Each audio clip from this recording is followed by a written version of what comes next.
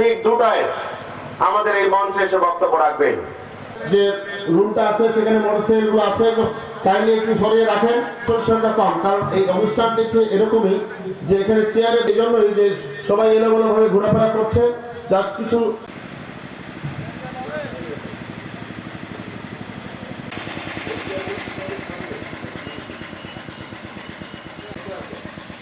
আমাদের তিস্তাপাড়ের মানুষ আমরা যারা আমাদের ন্যায্য হিস্সা, পানির ন্যায্য হিস্সার জন্য আমরা চাই আমাদের অধিকার, তিস্তা নদীর যে আমরা পানি পাবো তিস্তাপাড়ের মানুষজন, সেটার জন্য আমরা পাই।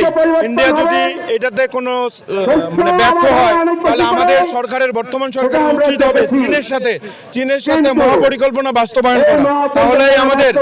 তাহলেই আমাদের তিস্তাপাড় তথা উত্তরবঙ্গের উন্নতি হবে, অর্থনৈতিক উন্নয়ন হবে, সর্বোপরি বাংলাদেশের জিডিপিতে অসাধারণ ভূমিকা রাখবে বলে আমরা সাধারণ জনগণ মনে করি।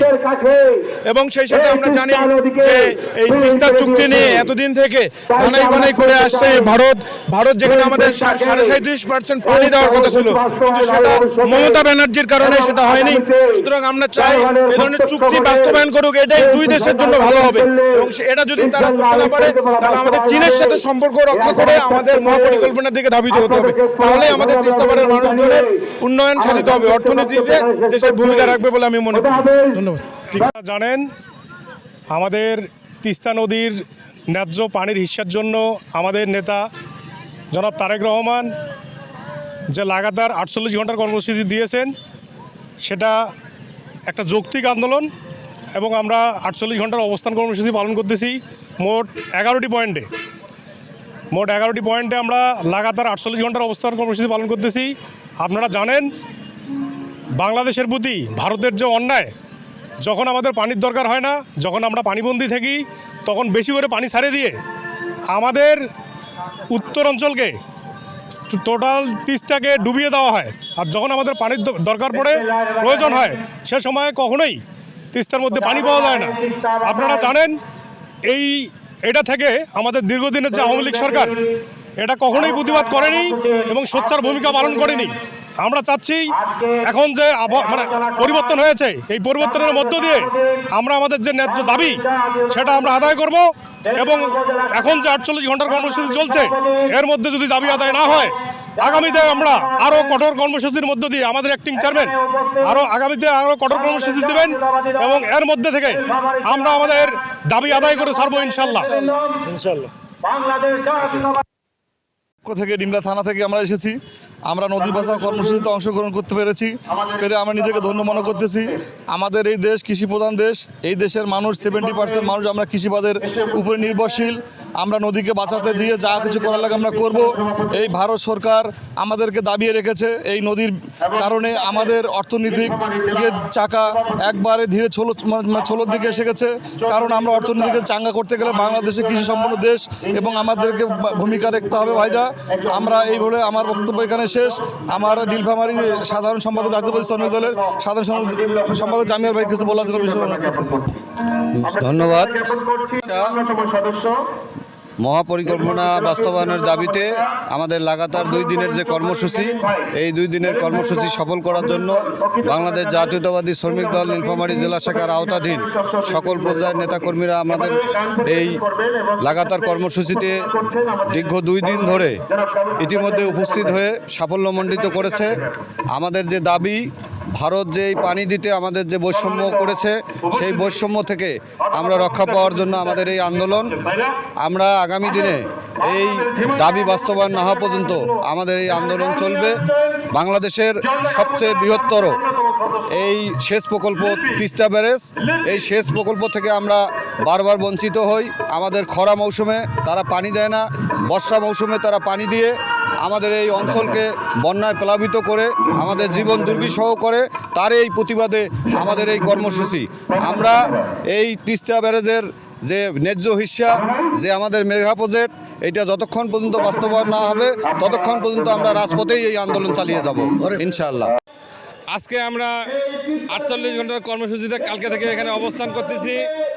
আমাদের বাংলাদেশের উজান দিকে 54টা নদী আছে। 54টা নদীর সমস্ত নদী বাদ দিয়েছে ভারত সরকার। এই বাদ যেন তারা না দেয়, আমাদের আন্তর্জাতিকভাবে আমরা আজকে দাবি জানানোর জন্য আমরা এখানে ডালিয়া ব্রিজের পাশে নদীর তীরে আমরা কর্মসূচি অবস্থান করতেছি এবং তারেক জিয়ার নির্দেশে আমরা অবস্থান করতেছি। আমি নীলফামারী জেলা থেকে জলঢাকা উপজেলা এবং আমার নাম হচ্ছে ওয়ালিউল্লাহ ধর্মপাল ইউনিয়ন। আমরা এই দাবির জন্য এসেছি। আমাদের উত্তর অঞ্চলে লক্ষ লক্ষ হেক্টর জমি নষ্ট হয়ে যাচ্ছে, এই মরুভূমি হয়ে যাচ্ছে। ভারত শেখ হাসিনার সঙ্গে বন্ধুত্ব করে, কিন্তু বাংলাদেশের সঙ্গে বন্ধুত্ব তার নাই। বাংলাদেশের সঙ্গে যদি ভারতের বন্ধুত্ব থাকে তাহলে তিস্তার পানি ছাড়ি দিয়ে দেখাক যে বাংলাদেশ তার বন্ধু।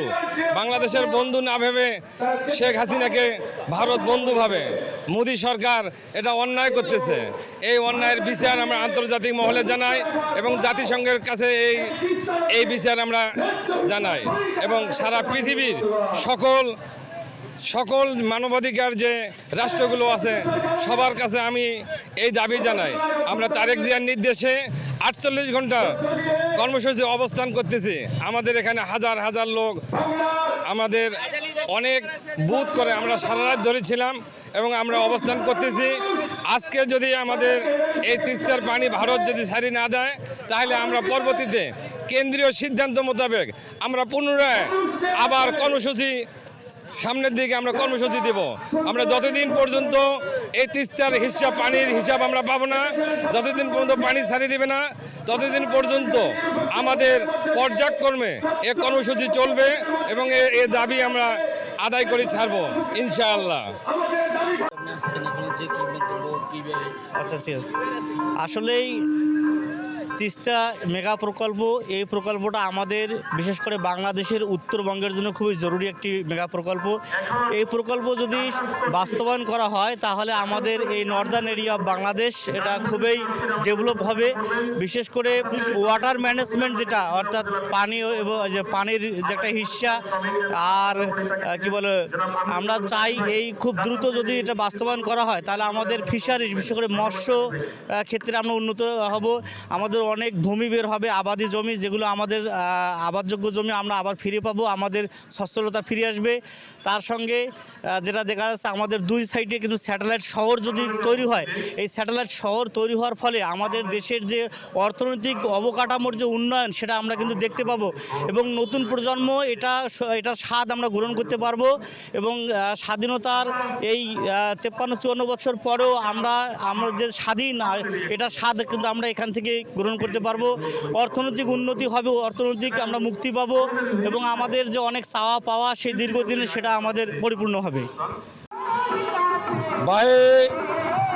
জাগো তিস্তা বাঁচাও, আমাদের এই প্রকল্প আজকে 17-18 তারিখে শেষ দিনে আমরা তিস্তার সামনে যে দেখতেছি বালু, এইটা ফ্যাসিস্ট সরকার 16 বছর যাবত আমাদের ভারতের সঙ্গে লিয়াজো করিয়া সেই ভারতের ষড়যন্ত্রে আমাদের উত্তরবঙ্গে এই মরুভূমি পরিণত করেছে এবং আমরা আজকে রংপুর বিভাগে 5টা ডিস্ট্রিক্টে আমরা খাদ্য স্বয়ংসম্পূর্ণ করেছিলাম, কিন্তু এই পানির অভাবে আমরা খাদ্যর অভাবে আমরা গরিবে পরিণত হয়েছি এবং আমাদের যে পানির হিস্সা আমরা চাই, এটা আমাদের জাতীয়ভাবে আমাদের দাবি।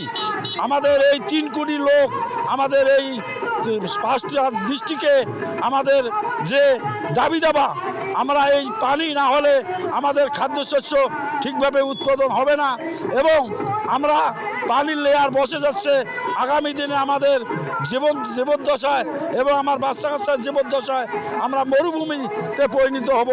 আমরা এই জাতিসংঘের কাছে এবং বিশ্ববাসীর কাছে আমাদের আবেদন, এই রংপুরবাসীর পক্ষ থেকে আমরা এই দাবি আমাদের পূরণ যাতে করে এবং আমরা তিস্তার পানি যাতে আমাদের আসে, এই ব্যক্ত করে আমি আমার বক্তব্য শেষ করলাম।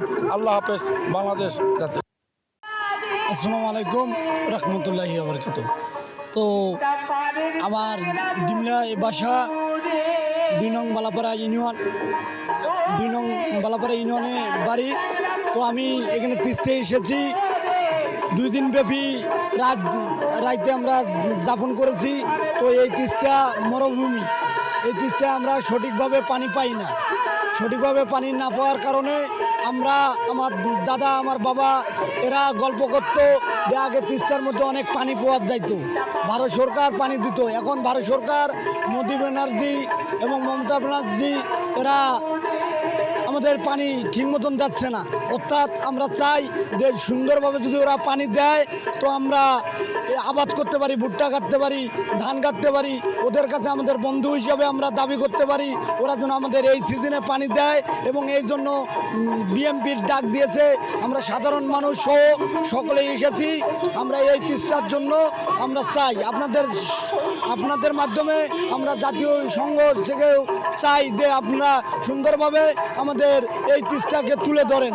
এই তিস্তা বাজলে আমরা উত্তরবঙ্গের মানুষ বাঁচবো, এই তিস্তা বাজলে আমাদের পরের জন্ম বাঁচবে, এই তিস্তা বাজলে আমরা উত্তরবঙ্গের লোক লাভবান হতে পারবো, কৃষিকাজের মধ্যে লাভ হবে।